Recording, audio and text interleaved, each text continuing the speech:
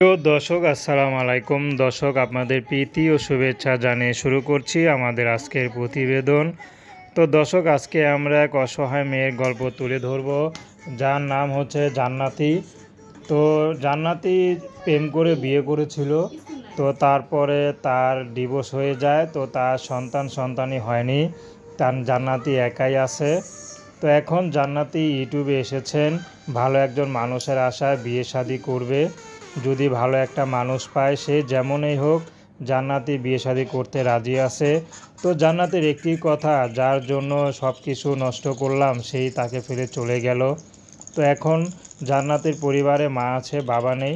তো তার ছোটো একটা ভাই আছে। তো জান্নাতি সেলাই কাজ করে। তো জান্নাতি চাচ্ছে তার মতো যদি ডিভোর্সি কোনো পুরুষ পায় তাহলে বিয়ে করবে।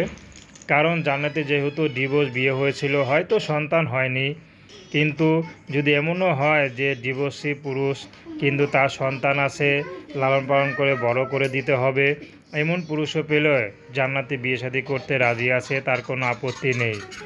যদি কেউ বলে যে জান্নাতি তার আর সন্তান নিতে হবে না, তার আগে সন্তানকে পেলে বড় করতে হবে, তারপরও রাজি আছে।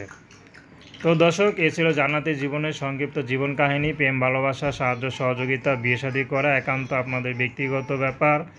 আসুন আমরা ৫ ওয়াক্ত নামাজ পড়ি, সর্বদা দেশের সেবা করি। আসসালামু আলাইকুম ওয়া রাহমাতুল্লাহি ওয়া বারাকাতুহু।